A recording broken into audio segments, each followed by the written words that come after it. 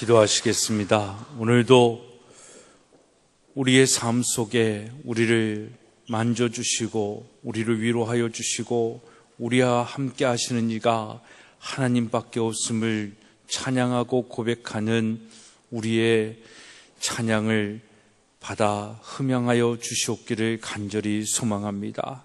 하나님, 정말 이 땅을 살아가는 우리 모든 사랑하는 성도들 위해 친히 만져주시고 위로하여 주시고 주님만이 우리의 삶의 살 기름을 깨닫게 하여 주시옵소서. 오늘도 그 지혜를, 그 진리를 깨달아 듣기를 원합니다. 귀 있는 자 되게 하여 주시고 좋은 밭 되게 하여 주셔서 성령님께서 친히 말씀하여 주시사 그 음성에 순종하며 살아가는 저희 모두가 되게 하여 주옵소서. 예수 그리스도의 이름으로 기도드리옵나이다. 아멘. 할렐루야. 지난 주간 참 덥게 우리가 시간을 보냈는데 여러분 건강하게 잘 지내시고 오늘 또 주 안에서 함께 만나게 됨을 기쁘게 생각합니다. 이번 한 주간도 건강하시고 성령 충만하시고 행복한 우리 모두의 삶이 되기를 축복합니다. 그럼에도 불구하고 오늘날 우리가 살고 있는 이 세상은 참 살기 쉽지 않은 세상에 살고 있습니다. 말세다 하지만 정말 말세의 일들이 곳곳에서 정말 이 나라뿐만 아니라 전 세계가 그런 말세적 현상 속에서 살아가고 있습니다. 성경에도 말세다라고 얘기하고 오늘 일어나는 여러 가지 일들을 보면서도 우리는 말세에 살고 있다라고 얘기하는데 우리가 말세라는 것을 시간적으로 좀 분명하게 생각할 것은 말세는 예수 그리스도께서 부활하시고 승천하신 그 순간부터 예수 그리스도께서 다시 오시겠다라고 약속하셨는데 그 약속이 성취되어지는 그 시간대를 말세다라고 얘기를 하는 것입니다. 그러니까 우리는 지금 말세의 시간에 살고 있습니다. 그래서 근데 성경에서 나타난 여러 가지 현상들이 그냥 문자적으로 우리가 표현적으로 느껴지는 말세가 아니라 정말 5년 전, 10년 전보다 더 극한 일들을 경험하면서 정말 말세의 현상들이 피부로 또 우리의 삶 속에서 경험되어지는 것을 보면서 오늘날 살아가고 있지 않나 싶습니다. 정치와 경제와 종교 속에서 들려지는 이 사회 현실은 정말 하나님의 관점으로 볼 때 답답하고 안타까운 그런 세상의 모습들을 우리는 경험하고 있습니다. 문화적으로도 더합니다. 사단에게 지배를 당하여 나타나는 현상들은 너무나도 자극적이고 저급하고 폭력적입니다. 문제는 그런 자극적이고 저급하고 폭력적인 걸 오늘날 젊은 사람들이 좋아한다라는 것입니다. 아직 생각에 정리가 되지 않은 청소년들은 거기에 푹 빠져 있다라는 것입니다. 또한 세계적인 정세를 보아도 문명이 발전하면 발전할수록 살기 좋고 평화로운 세상이 되어야 되는데 세상은 평화를 말하는 것 같지만 전쟁과 테러의 소문이 끊이지 않고 우리에게 들려주고 있습니다. 비행기가 폭파되어지고 곳곳에 폭탄 테러로 인하여 죽어가는 선량한 시민들이 이 땅에 얼마나 많은지 모릅니다.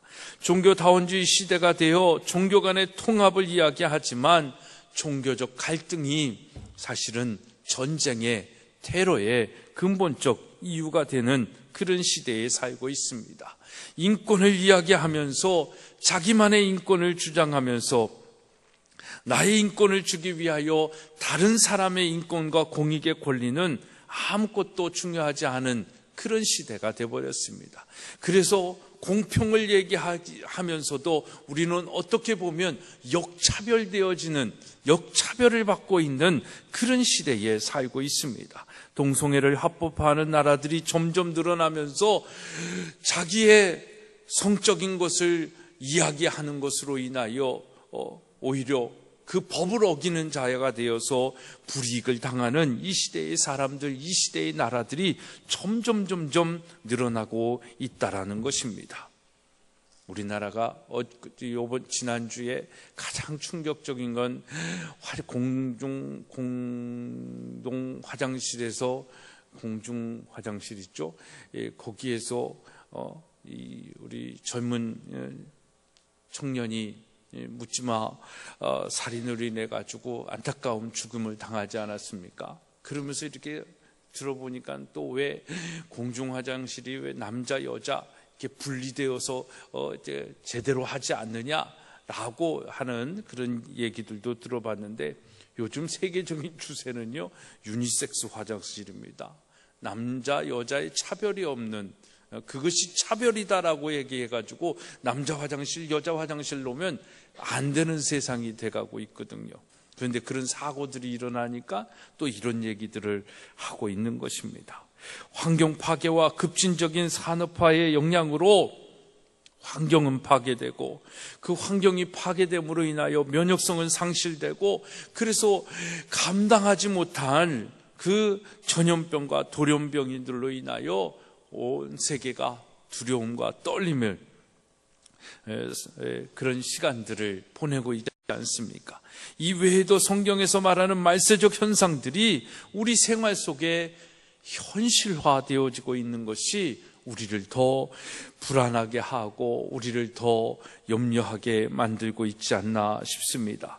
이런 모든 현상들을 정말 성경적 세계관으로 보았을 때 믿음을 지키며 살아간다라는 것, 이것이 얼마나 힘들고 어려운 시대가 되었는가 하는 것을 느끼게 됩니다.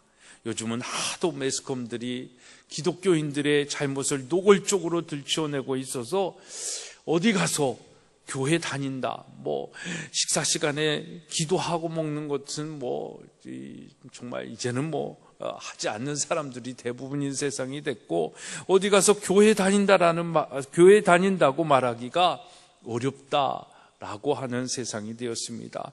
그도 그럴 것이, 하여튼 요즘 일어나는 이 사건들의 다 이력을 파보면 다 교인들이고 다 신학교 출신들이다라고 얘기하고, 목사들이 칼라 복사기가 좋아졌다고 교회 칼라 복사기에다가 위조 수표를 복사해가지고 쓰다가 걸리고, 하여튼 지난주는 참 그리스도인으로서 참 부끄러운, 참 그리스도인이다라고 얘기하는 것이 참 수치스러운 그런 사회 현상들을 우리는 경험한 한 주가 아니었나 싶습니다.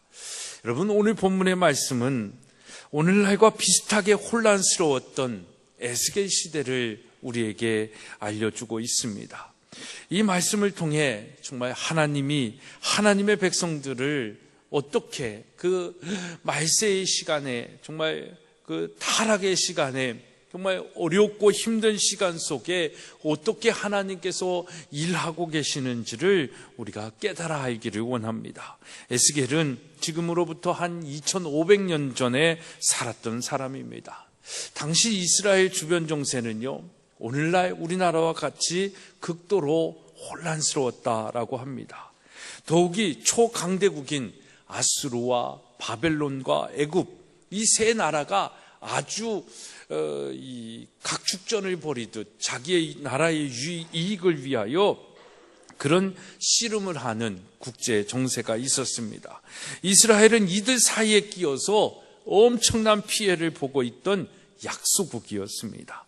아수르, 바벨론, 애굽이 밟고 지나가는 이스라엘은 마치 태풍 속에 놓인 촛불과 같은 그런 존재였습니다. 마치 오늘날 미국과 일본과 중국, 그 이 세 나라에 의하여 정치, 경제, 군사가 좌지우지되는 우리나라와 비슷한 현실이 아니었을까 생각이 됩니다. 그렇게 시간을 보내다가 결국 이스라엘은 그런 불안한 국제 정세 속에 주전 580년경에 많은 사람들이 바벨론에 잡혀가 32년간 포로 생활을 하게 됩니다. 에스겔도 그 포로 중에 한 사람이었습니다. 에스겔은 잡혀간 지 5년 되던 어느 날 그발 강가에서 한없이 웁니다. 그 울면서 이렇게 하나님께 기도하며 한탄하는 것입니다. 하나님, 왜 이스라엘 백성이 이렇게 망해야 하는 것입니까? 왜 예루살렘 성전이 산산조각 나야 하는 것입니까? 어찌하여 하나님을 믿는 우리들이 포로 생활을 하며 아내들은 저 바벨론 사람들에게 강간을 당해야 됩니까? 하나님 백성이 이렇게 된다니 이게 말이 되는 것입니까? 라고 하소연하는 것입니다. 오늘 우리에게도 이런 외침과 기도가 있지 않습니까? 또 그런 기도가 우리에게도 있어야 되지 않겠습니까? 정말 우리가 진정 하나님을 믿는 자들이라면 우리에게는 이런 애통함이 있어야 되지 않겠습니까? 정말 말하기도 부끄럽지만 묻지마 살인을 한 사람이 신학교를 다녔다라고 얘기하고 아까 얘기한 것처럼 그 위조수표를 만들어내는 일들을 하는 인간들이 다 신학교고 목회자다라는 것, 이것이 참 우리를 서글프게 만드는 일인데 제가 보기에는요 앞으로 그런 인간들이 더 나올 거다라는 것이죠. 이건 하나님이 잘못돼서가 아니라 이 한국 교회의 시스템도 그렇고 신학교의 시스템도 그렇고 어떻게 보면 또 그들을 품어줄 수밖에 없는 그 입장들이 또 그렇게 만들어가고 있지 않나라는 생각입니다. 문제는 그런 현상과 나타난 사건 사고들이 아니라 그 일들이 일어나게 되어지는 일들로 인한 우리 마음속에 있는 애통함입니다. 안타까움입니다. 그 마음을 가지고 하나님 앞에 기도해야 하는 것이고 그 마음을 가지고 더 하나님 앞에 의지하며 나아가야 되는 것입니다. 이렇게 애통함으로 기도하던 에스겔에게 하나님이 계시를 보여줍니다. 여러분, 문제는요 우리가 하나님의 마음을 모르기 때문입니다. 하나님 앞에 우리가 애통함으로 기도하잖아요. 그러면 하나님께서 깨닫게 하여 주시는 하나님의 마음이 있습니다. 여러분, 우리의 삶의 문제는 애통함으로 기도할 때 하나님의 마음을 보여주시는 그 하나님의 마음을 볼 때 우리의 삶의 문제는 의외로 쉽게 해결된다라는 것입니다. 사실 그렇지 않습니까? 우리는 환난을 두려워하고 무서워하지만 환난 자체가 무서운 건 아닙니다. 환난이 있어도 그것이 어떻게 될 것이다라는 것을 알면 사실 지혜롭게 대처해 나갈 수 있는 것입니다. 우리의 미래가 불안하잖아요. 불안하지만 그 미래가 어떻게 될 것이다라는 것을 알면 우리는 그 모든 것들을 불안보다는 오히려 확신을 가지고 그 불안 속에서 그 길을 만들어 가면서 이끌어 나갈 지도자의 삶을 살 수 있는 것입니다. 미래가 불안한 이유는 그것을 알지 못하기 때문입니다. 알면 두렵지 않잖아요. 우리가 뭔가를 무서운 애들께 놀이동산 같은 데 가서도 무서운 기계를 타잖아요. 무서운 기계가 나를 안전하게 도착지까지 데려다 줄 것이다 라는 마음을 가지면 즐길 수 있어요. 근데 그것을 모르면 계속 두렵고 떨리면서 하는 그 시간을 보낼 수밖에 없는 것 아닙니까? 알면 두려울 것이 없고 걱정할 것이 없습니다.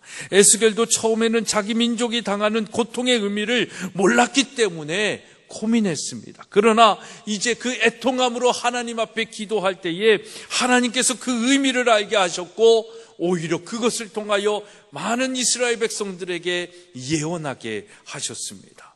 에스겔서에 나타나는 메시지를 보면 세 가지로 요약할 수 있습니다. 첫째는 하나님이 이스라엘 백성을 포로로 잡혀가게 하시고 성전이 파괴되도록 하신 이유는 다른 나라들이 강대국이고 다른 나라들이 잘되게 하는 것이 아니라 이스라엘 백성이 하나님께 범죄하고 우상 숭배했기 때문이라는 것입니다. 백성들은 하나님을 섬기는 척했지 속으로는 딴짓을 하고 있었기 때문입니다. 여러분, 이 시대의 아픔과 현상들은 우리가 하나님을 제대로 믿고 있지 않기 때문이다라는 것입니다. 우리 인생에 하나님보다 더 사랑하는 우상들이 가득하기 때문에 우리 가정이, 우리 나라가, 우리 교회가, 이 나라 이 민족이 점점점 어려움을 당하는 것입니다. 둘째, 에스겔서는 이스라엘 백성이 우상 숭배하고 하나님을 섬기지 않음을 하나님이 이방 나라, 즉 아수르, 바벨론, 애굽 같은 나라를 도구로 삼아 이스라엘을 치셨다라는 것입니다. 우리나라가 지금 다른 나라들로 인해 여러 가지 위기에 처한 것도 여러분 글로벌 시대가 되었기 때문이 아니라 하나님께서 불순종하고 우상으로 가득 찬 우리나라를 다스리고 계신다라는 사실입니다. 이것을 알고 한국 교회가 정신을 차리고 대한민국에 다시금 하나님의 계절이, 예수 그리스도의 계절이 오도록 해야 하는데 참 쉽지 않은 시대에 처해 있습니다. 그런데 여러분 보십시오. 하나님은 열방의 악행을 통해 우리에게 깨달음을 주시는데 그것으로 멈추지 않으셨습니다. 하나님은 악행을 저지르는 아수르, 바벨론, 애굽도 치셨다라는 것입니다. 그렇기 때문에 이 땅의 심판이 이 땅에 있지 않다라는 것, 그것을 알고 우리는 더욱 창조주 하나님의 말씀에 순종하며 우리가 해야 할 일을 더욱 충성되게 하며 살아야 될 줄로 믿습니다. 저는 분명히 믿습니다. 북한과 일본을 통해 하나님은 분명히 한국을 향해 지금 말씀하고 있습니다. 우리는 그 하나님의 마음을 알고 오늘 우리가 무엇을 해야 하고 더욱 하나님께 어떻게 우리가 살아가야 되는지, 어떻게 순종하며 어떻게 예배자의 삶을 살아야 하는지 알아야 한다라는 것입니다. 그러면 반드시 하나님께서 주변 열방들을 오히려 심판하실 것입니다. 우리가 알아야 할 것은 왜 하나님께서 지금 이 나라, 이 민족을 열방의 나라들을 통해 시련을 주시는지를 알아야 한다는 것입니다. 그것을 알면 하나님께서 회복시켜 주시는 것입니다. 그래서 에스겔서를 통해 주시는 세 번째 메시지가 그것입니다. 회복에 대한 예언입니다. 에스겔서 33장에서 48장의 말씀을 보면 하나님은 이 회복에 대하여 에스겔을 통하여 예언해 주고 있습니다. 다시 말하면 하나님은 이스라엘을 징계하고 심판하시지만 그들이 회개하고 돌아오면 다시 회복시키시고 민족적인 부활을 허락해 주시겠다라는 약속의 말씀인 것입니다. 사랑하는 여러분, 저는 오늘 이 세 가지 에스겔의 주요 메시지 중에 함께 나누고 싶은 메시지는 세 번째 메시지인 회복의 원리입니다. 이것을 알아야 우리도 회복을 소망하며 지금 사는 삶이 어렵지만 힘들지만 우리의 믿음을 지키며 살아갈 수 있지 않겠습니까? 그래서 정말 우리가 이 하나님이 회복케 하시는 그 방법과 길을 알고 회복을 소망하면서 하나님 회복의 영을 부어주소서 하는 마음으로 살아갈 때에 이 나라, 이 민족에 하나님께서 회복의 축복을 주실 줄로 믿습니다. 그 회복의 첫 번째 단계는 본질의 회복입니다. 24절의 말씀을 보면 내가 너희를 여러 나라 가운데서 인도하여 내고 여러 민족 가운데서 모아 데리고 고국 땅에 들어가서라고 말씀하고 있습니다. 데리고 고국 땅에 들어간다는 것은 본질적이고 근본적인 것을 다시 처음부터 생각하게 하신다라는 것입니다. 존재의 이유와 기본기를 다져서 다시 출발하자라는 의미입니다. 이것은 회개의 마음이고 회복하는 마음이고 아버지 품으로 다시 가고자 하는 첫사랑의 회복을 의미하고 있는 것입니다. 그 회복은 하나님이 흩어진 백성을 모아 본향으로 가는 것으로부터 시작되어지는 것입니다. 우리의 본향, 우리의 출발점, 우리의 신앙의 첫사랑의 그 순간들, 그것을 우리는 잃어버리고 살고 있고 그 본질을 잃어버리고 있고 그 근본을, 그 기본을 다 잃어버린 채 은혜 주신 그 하나님께 날마다 감사하며 감격하며 살아가는 것이 아니라 여전히 우리의 이익과 유익을 위하여 간구하고 기도하는 이기적인 우리의 모습이 아니냐라는 것입니다. 그것을 회복시켜야 된다라는 것입니다. 우리의 이기적인 이 마음들, 정말 하나님보다 더 사랑하고 나를 위한 삶, 이것을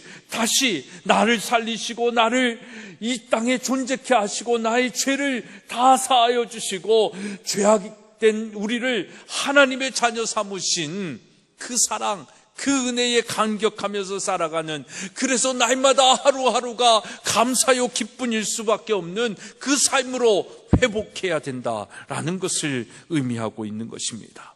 여러분, 이 당시에 이스라엘 백성들은 스스로의 힘으로 포로에서 해방되어질 수 있는 힘도 없었습니다. 그런 상황이 아니었습니다. 그래서 하나님이 오히려 아수르와 바벨론과 애굽을 징계하시고 이스라엘을 괴롭히던 악한 세력을 물리켜 주심으로 하나님의 영향력 속에 회복시켜 주시는 것입니다. 만약에 이스라엘이 자기들이 가지고 있는 부와 경제와 군사력을 가지고 이 일을 해결하려고 했다면 하면 할수록 더 힘들 수밖에 없는 이스라엘이었을 것입니다. 사랑하는 여러분, 우리나라도 과거 일제에게 나라를 빼앗겼을 때 하나님께서 열방의 나라를 통해 구원하여 주시고 광복의 기쁨을 주시지 않았습니까?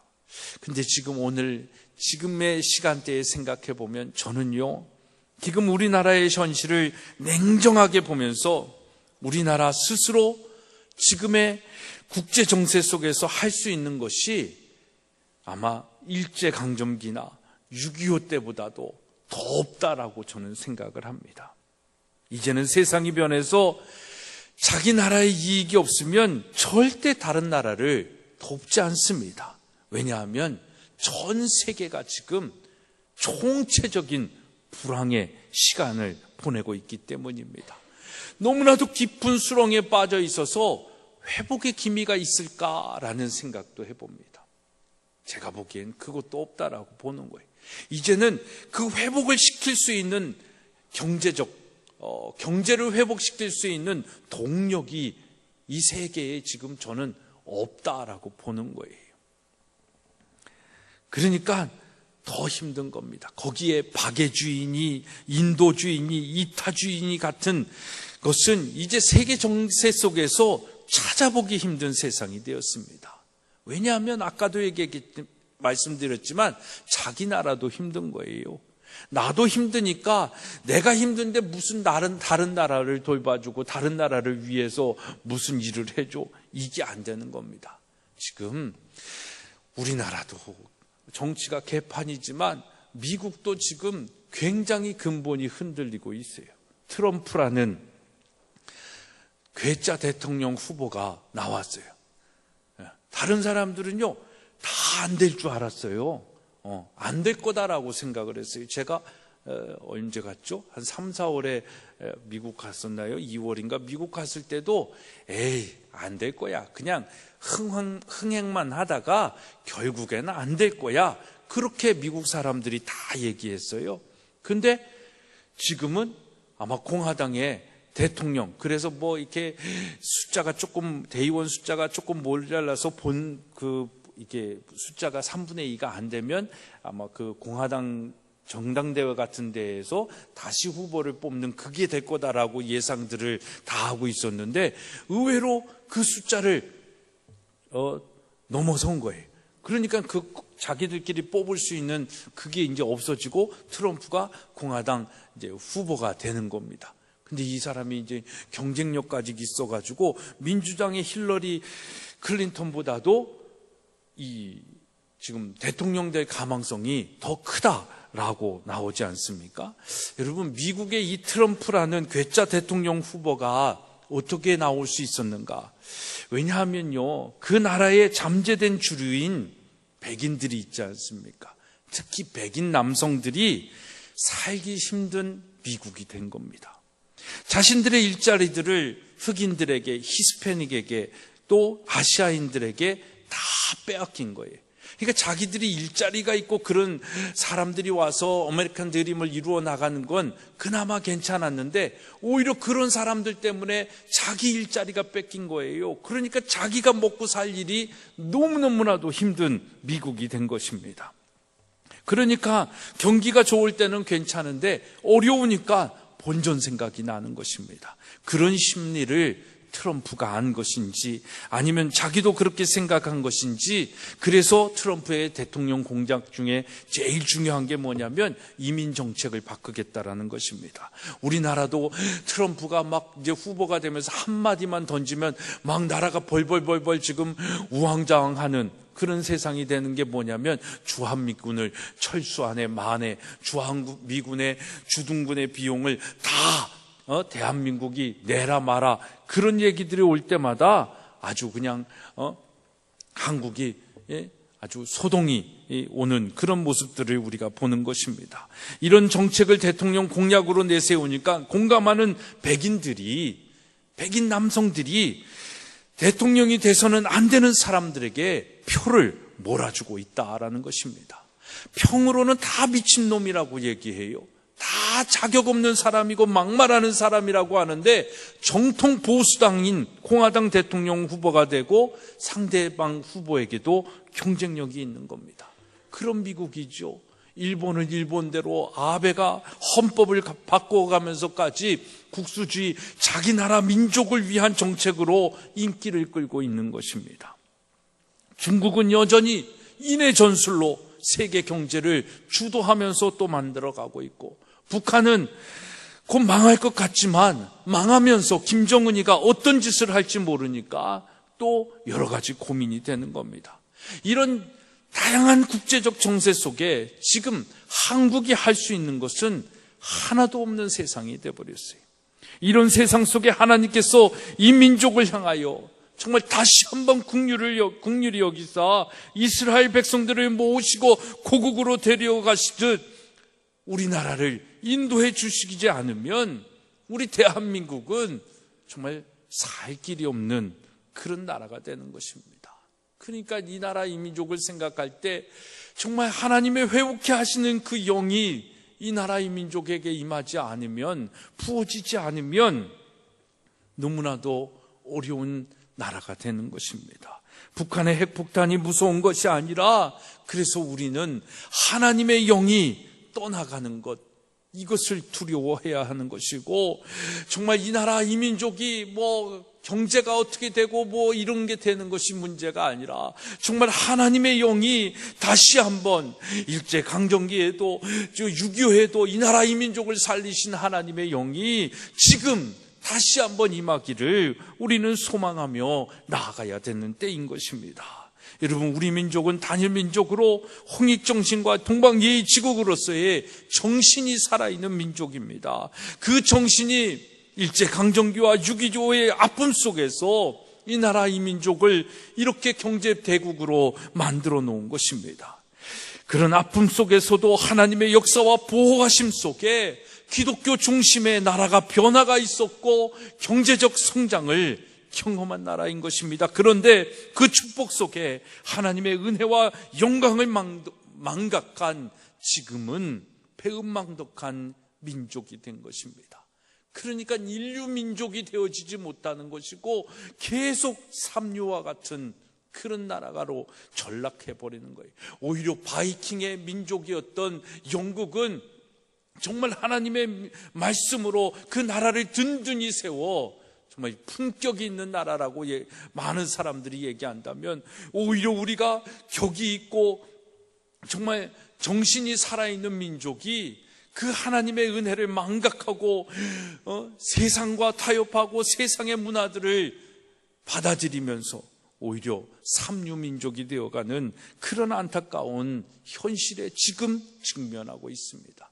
그러니까 우리가 지금 이 안타까운 현실 속에서 애통하며 기도해야 할 것은 뭡니까? 하나님의 은혜의 회복이 아니겠습니까?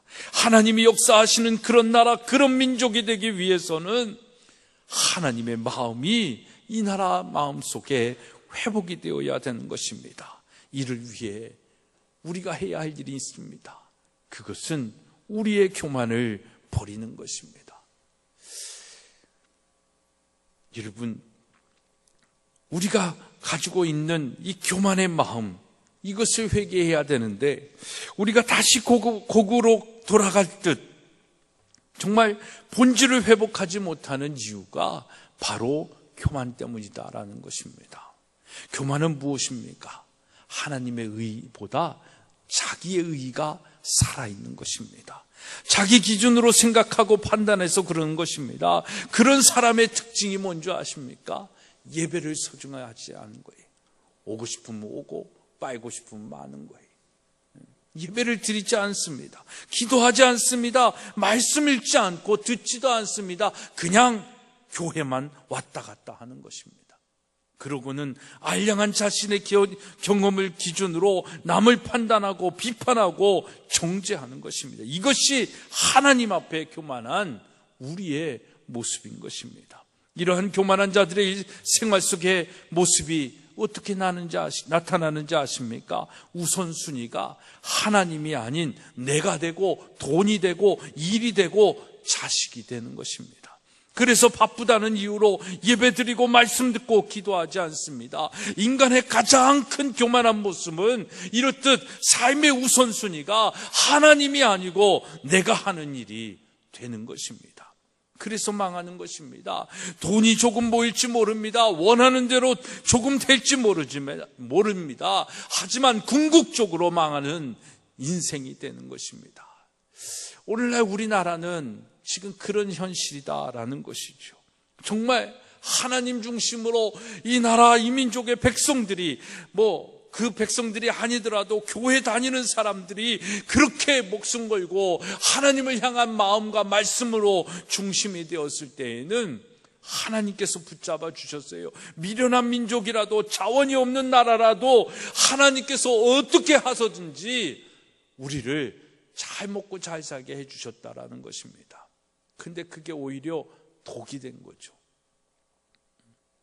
그래서 이 나라의 민족이 이렇게 교만한 민족이 돼버린 것입니다. 사랑하는 여러분, 우리는 사람 앞에서도 교만하면 안 되지만 제발 하나님 앞에 교만한 사람들이 되지 않기를 진심으로 기도합니다. 그래야 우리 안에 회복의 은혜를 경험할 수 있습니다. 여러분, 회복을 위해 우리가 무엇을 해야 하는 것입니까? 다시 본질로 돌아가는 것입니다. 근본을 찾는 것입니다. 그게 뭐라고 성경은 얘기합니까? 고향으로 돌아가는 거다. 아버지 집으로 돌아가는 것을 얘기합니다. 그건 뭐예요? 아버지 품에 안기는 것 아니겠습니까?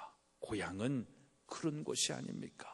말세 이스라엘 백성들이 그 옛 땅으로 다시 돌아가듯 우리도 하나님 아버지 품으로, 이 나라 이 민족도 한국 교회도 하나님 아버지 품으로 돌아와야 하는 것입니다. 그래서 무너지고 빼앗겼던 것들을 다시금 회복시키는 것입니다. 다시금 재건하는 것입니다. 다시금 기초를 한번 점검하고 다시 쌓아보는 것입니다. 우리의 신앙생활 속에 다시 근본으로 돌아가서 내 신앙생활에 무엇이 문제였는지 되돌이켜보는 것입니다. 그래서 상처난 마음, 시험 들었던 마음, 탈질했던 마음들을 하나님 아버지 품에 안겨서 다 회복시키는 것입니다.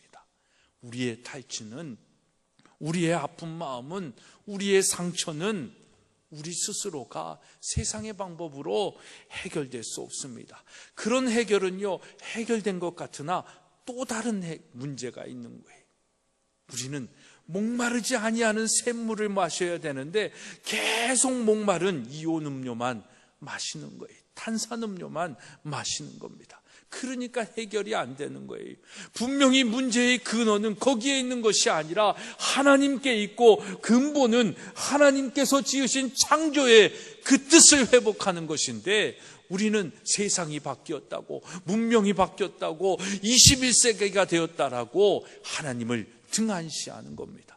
그러니까 해결되어지는 게 아무것도 없는 세상이요, 이 나라 이 민족이 된 것입니다. 여러분, 하나님을 열심히 섬겼던 우리의 마음, 우리의 모습, 그것을 회복해야 되는 것입니다. 우리 안에 이 믿음이 회복될 때 한국교회가 더욱이 우리가 사랑하는 이 나라, 이 민족, 우리 조국이 하나님의 마음으로 회복되게 될 줄로 믿습니다. 어려운 국제 정세 가운데 하나님의 도우심으로 회복의 은혜를 누릴 수 있는 것입니다. 사랑하는 여러분, 이런 믿음을 가지십시오. 이런 회복의 마음을 가질 때에 여러분들의 삶에 부흥이 시작되어지는 것입니다. 지금 세상은요, 특히 하나님을 섬기는 교회들은요, 패배주의에 빠져 있어 소망 없이 살아가고 있는 사람들이 얼마나 많은지 모릅니다. 이때 근본을 찾고 기본을 회복하는 이 하나님의 품에 안기는 회복을 통하여 우리의 삶 속에 놀라운 회복의 축복이 임하게 될 줄로 믿습니다. 두 번째 회복의 단계는 우리의 삶을 정결하게 하는 것입니다. 하나님은 하나님께로 돌아온 사람들을 정결하게 하신다라고 말씀하고 있습니다. 우리 25절의 말씀 한번 같이 읽겠습니다. 시작. 맑은 물을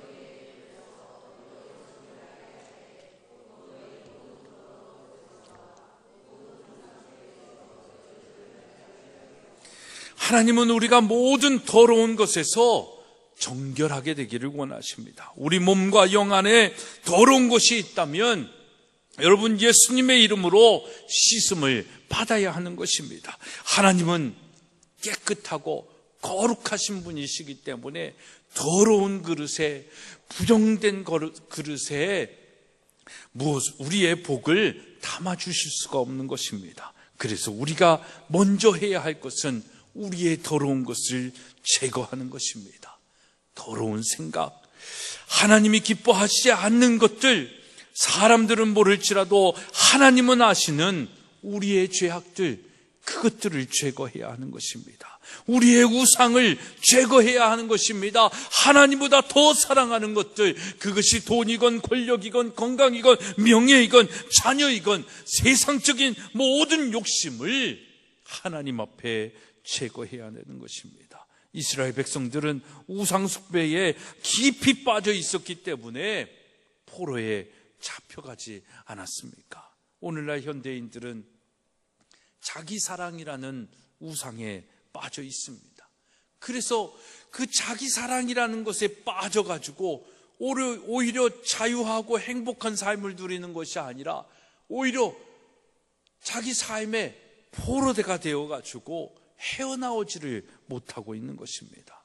그런 사람들이 지금 정신적으로, 이 현대인들이 정신적으로 다 병이 나가지고 하여튼 이상한 짓거리들을, 생각할 수 없는 일들을 지금 너무너무 우리 사회 현실 속에서 경험하게 만드는 것입니다. 그리스도인들, 아니 여러분, 피조물의 가장 큰 자기 사랑은 뭡니까?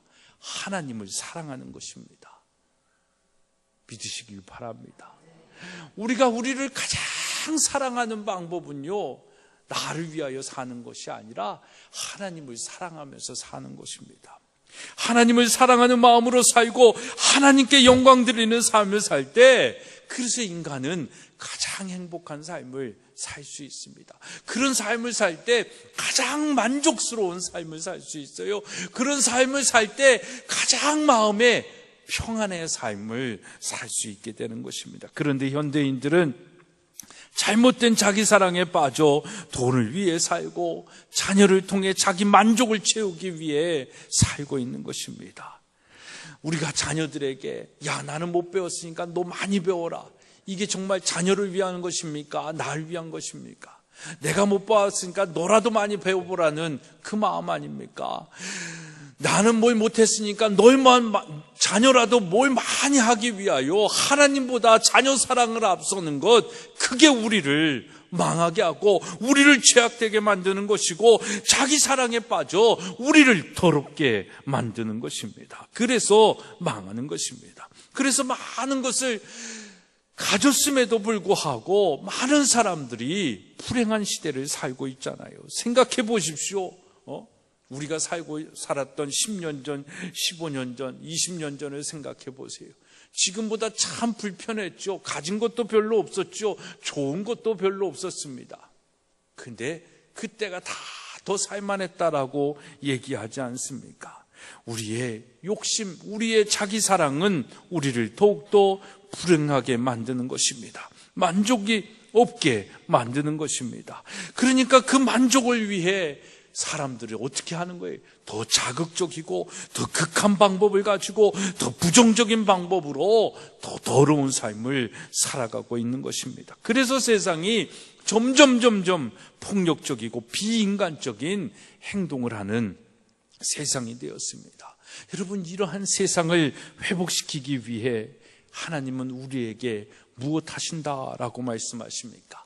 맑은 물로 우리를 정결하게 하신다라고 말씀하고 있습니다. 사랑하는 여러분, 우리를 정결케 하는 그 하나님의 맑은 물은 무엇입니까? 그것은 우리 죄를 사하기 위해 십자가에 흘리신 예수 그리스도의 가장 진한 보혈임을 믿으시기를 바랍니다. 예수님은 우리를 정결케 하시기 위해 이 땅에 오셔서 우리의 죄, 아니 나의 죄를 감당하시기 위해, 나의 죄를 사하시기 위해, 우리를 정결케 하시기 위해 자신의 모든 피를, 마지막 그 피 한 방울까지도 나를 위하여 흘리시고 죽으셨습니다. 그 보혈의 은혜를 아는 자가, 그 보혈의 은혜를 믿는 자가, 그 보혈의 은혜로 하루하루 은혜를 기억하며 사는 자가 정결한 삶을 사는 자인 것입니다. 예수 그리스도를 믿는 자가 구원을 얻는 것입니다. 정결케 하시는 하나님의 은혜로 오늘 저와 우리 모두의 죄가 깨끗하게 변화되고 새롭게 변화되어지기를 주님의 이름으로 축원합니다. 셋째로, 회복의 단계는 성령의 마음으로 새롭게 하는 것입니다. 26절의 말씀 우리 함께 읽겠습니다. 시작. 또 새 영을 너희 속에 두고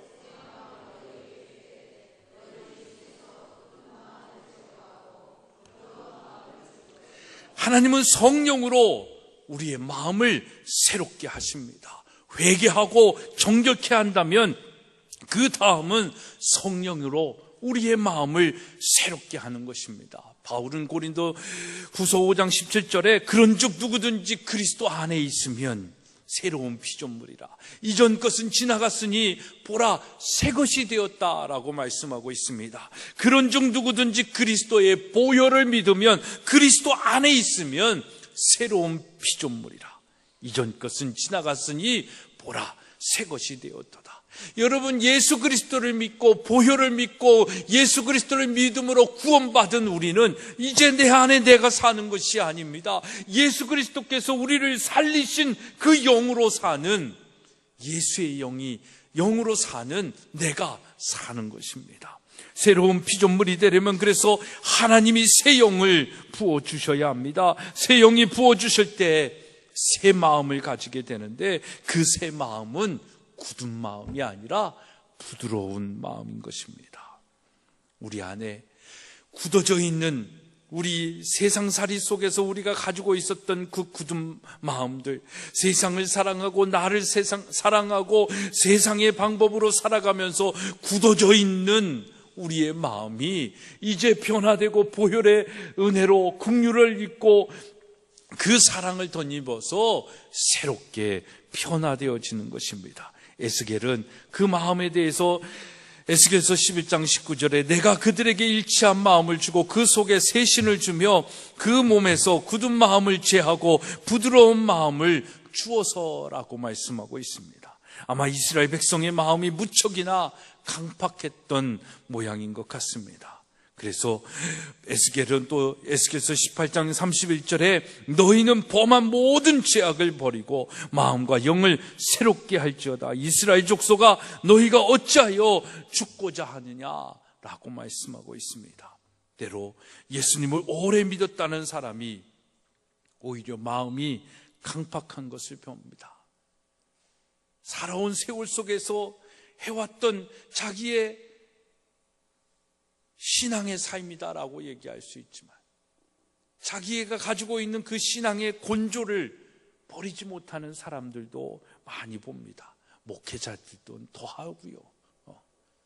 그것이 자기의 의가 되어져 있는 사람들이 얼마나 많은지 모릅니다. 오래 믿었다는 사람이 그래서 더 강팍하고 더 굳은 마음을 볼 때가 우린 참 많이 있습니다. 우리 주변에도 예수를 믿기는 하지만 마음이 굳고 심술이 많고 고약한 사람들이 많이 있지 않습니까?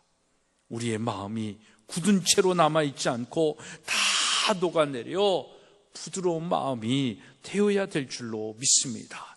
그러기 위해서는 우리가 갈급한 마음으로 성령님, 나의 마음에 새 영을 날마다 공급하여 주시옵소서, 이렇게 기도해야 될 줄로 믿습니다.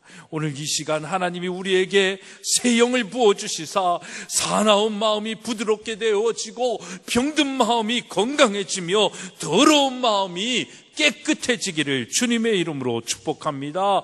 하나님은 깨끗한 영, 정결한 사람을 쓰십니다. 우리의 상처난 마음이 치유되어지고 분노하는 마음이 평안해지기를 바라는 것입니다. 그런 부드러운 마음이 될 때 그 옥토에, 그 부드러운 밭에 하나님의 말씀이 씨앗이 심어질 때 30배, 60배, 100배의 수확을 거둘 수 있는 것입니다. 여러분, 부드러운 성령의 마음으로 변화되어지는 놀라운 축복이 있기를 간절히 소망합니다. 여러분들 마음에 박힌 상처, 쓴뿌리, 그 굳은 돌멩이들을 모두 캐내어 버려야 하는 것입니다. 성령님으로 말미암아 그 일이 가능하게 되어지고 그 빼어진 자리에 성령님께서 새 영을 불어 넣어 주실 줄로 믿습니다. 그 새 영을 받은 사람에게 네 번째로 회복의 단계로 말씀하십니다. 내 규례를 지켜 행하라. 우리 27절의 말씀 함께 읽습니다. 시작.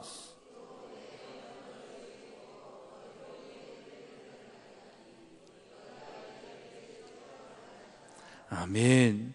여러분, 내 영을 너희 속에 두어 너희로 내 율례를 행하게 하리니 너희가 내 규례를 지켜 행할지라는 이 말씀처럼 성령님이 우리에게 새 영을 주시면 우리가 새 규례, 새 율례를 지키게 되어지는 것입니다. 그건 뭡니까? 하나님의 말씀인 것입니다. 우리의 삶 가운데 하나님의 영이 주관자가 되시고 역사하시는 이가 되도록 우리의 주권과 기준을 성령님께 다 드리는 것을 말씀하는 것입니다. 여러분, 그렇게 다 드린 자가 행할 수 있는 건 무엇밖에 없을까요? 순종하는 일밖에 없습니다. 그 말씀을 따라 지키는 일밖에 없습니다. 여러분, 이스라엘 백성이 왜 타락하고 왜 더럽고 왜 나라의 주권을 빼앗긴 민족이 됐습니까? 하나님의 말씀을 지켜 행하지 않았습니다. 하나님의 말씀을 다 자기의 형편대로, 다 자기의 관점대로 다 바꾸어서 생각한 거예요. 아하면 아해야 되는데 아만 있습니까? 어도 있잖아요. 아만 있습니까? 야도 있잖아요. 하면서 다 변질되게 만든 것입니다. 그것이 아니라 하나님의 말씀은 하나님 말씀 그대로 지키고자 하는 순종의 마음이 우리에게 있어야 되는 것입니다.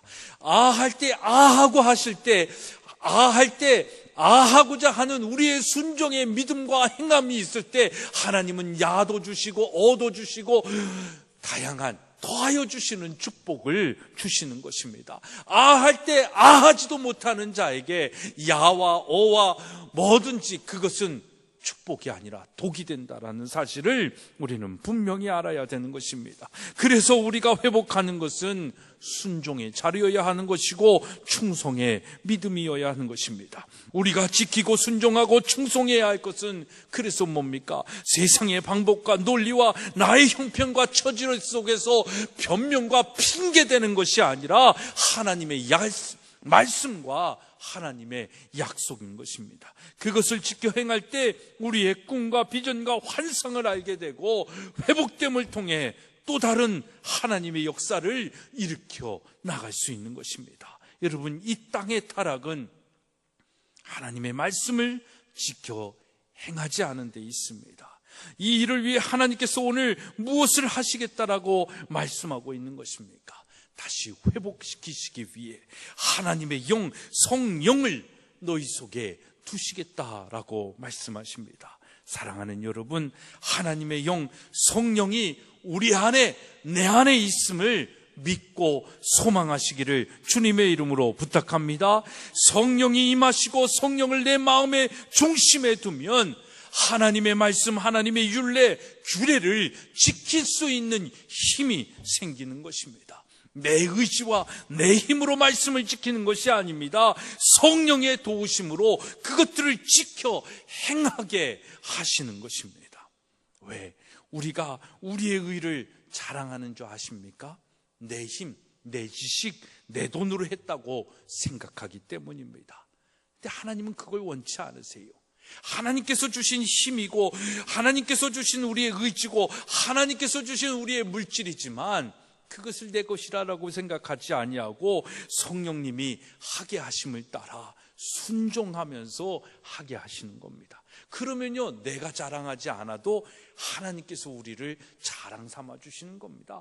내가 높이지 않아도, 내가 교만해서 내 스스로를 자랑하지 않아도 하나님께서 우리를 성령님 통하여 친히 높여주시는 거예요. 그렇게 높임을 받는 것이 영원한 것이고 그렇게 높임을 받는 것이 메마르지 않는 것입니다. 그 높임을 받는 저와 여러분의 삶이 되어지기를 간절히 축복합니다. 그렇기 때문에 우리는 성령을 받고 성령의 이끄심대로 순종하며 나아가야 하는 것입니다. 말세에 하나님께서 그런 우리의 삶을 주시기 위하여 성령을 허락하여 주신 줄 믿으시기를 바랍니다. 예수님께서 승천하시기 전에 제자들에게 말씀하지 않습니까? 너희는 예루살렘을 떠나지 말고 내게 들은 바 아버지의 약속하신 것을 기다리라. 그게 누굽니까? 성령입니다. 그래서 제자들은 그 말씀을 지켜 순종하고 기다립니다. 근데요, 그 말씀을 듣고 예수님이 부활하시고 성령을 기다리라고 그 말씀을 들은 사람들은요, 아마 대략 400명에서 500명 정도입니다. 근데 그 말씀을 듣고 순종하여 함께 모여서 기도한 사람은 120명밖에 되지 않습니다. 그래서 마가의 다락방에 120명이 함께 모여서 기도할 때 오순절이 이르니까 성령이 바람처럼 불처럼 임한 것입니다. 그 120명으로 인하여 우리가 복음을 받아들인 것이고 오늘 우리가 예수 믿는 사람이 되고 천국, 우리가 죽으면 천국 백성이 되는 놀라운 축복을 누린 것입니다. 여러분, 하나님께서 주시는 그 성령의 주인공들이 되어서 이 시대 변화시키고 이 시대에 다시 한번 복음의 메신저들이 되어서 여러분들의 자녀뿐만 아니라 이 대한민국이 축복받고 대한민국이 다시금 하나님의 영으로 회복되어지는 놀라운 축복이 있기를 주님의 이름으로 소망합니다. 그렇기 때문에 이제 우리의 차례라는 것입니다.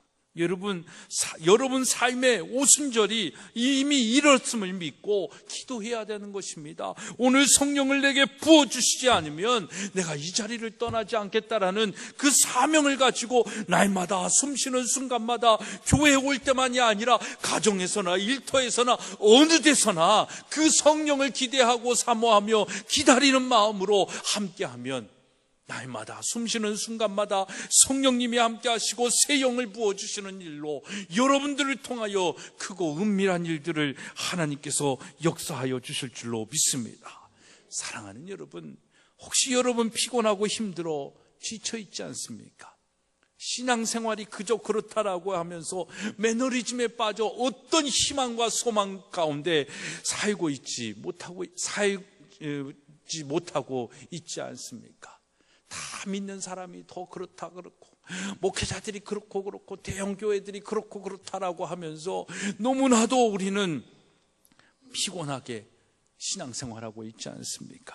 그렇다면 그것은 우리의 생각대로 우리의 방법대로 생각하고 있는 것입니다. 여러분들의 신앙생활이 피곤하고 힘들고 지쳐있다라는 건 내 생각, 내 의지, 내 마음대로 하고 있기 때문에 그렇습니다. 성령님께서 하시면요 피곤치 않습니다. 힘들지요. 그러나 힘들다라고 얘기하지 않습니다. 성령님께서 하시면요 내가 할 수 없는 그 내가 할 수 있는 한계가 스스로가 뭔지 알잖아요. 근데 성령님께서 하시면 그 이상의 것들을 하게 하시는 겁니다. 그렇기 때문에 여러분 하나님께 간구하며 나아가야 되는 것입니다. 성령님께서 임하시고 성령님을 내게 허락하여 주시고 새 영을 부어달라고 날마다 기도해야 되는 것입니다. 그러면 부족하죠. 할 수 있는 일이 아니죠. 근데 성령님께서 나를 통해서 그 일을 행하게 하시는 겁니다. 그걸 맛본 사람이 진짜 삶의 의미를 알죠. 그걸 맛본 사람이 진짜 행복한 사람이죠. 그걸 맛본 사람이 진짜 성령 충만한 삶입니다. 성령 받고 싶어요. 성령 임한 걸 경험하고 싶어요. 성령 충만하고 싶어요. 우리 마음속에 그런 마음이 있을 겁니다. 여러분, 다른 게 아닙니다. 하나님의 말씀을 우선순위에 놓고 그것을 지켜 행하십시오. 그리고 내 의지, 내 생각보다 하나님이 이끄시는 대로 순종하면서 나아가십시오. 그때 성령님의 만져주심이 있습니다. 그것이 기다리는, 하나님의 영을 기다리는 자의 모습인 것입니다. 그럴 때 하나님이 성령을 여러분들을 통해 도와주시는 거예요. 아니, 내 능력, 내 의지, 내가 다 하는데 도와줄 게 뭐가 있겠어요? 그러니까 돕고 싶어도 도울 일이 없으신 겁니다. 근데 하나님께서 행하라고 하는 일들 속에 요구하시는 것을 내 생각, 내 의지가 아니라 그냥 하는 겁니다. 그때 한계가 올 때 성령이 오시죠. 성령의 능력으로 그 일들을 행하게 하시는 겁니다. 여러분, 그러면 우리의 삶 참 쉽습니다. 참 편안합니다. 참 행복합니다. 기쁨이 있습니다. 성령으로 인하여 여러분들의 삶 속에 이 기쁨과 편함과 행복이 가득하기를 주님의 이름으로 축복합니다. 그 축복이 무엇입니까? 28절의 말씀입니다. 우리 함께 읽고 마무리하도록 하겠습니다. 시작.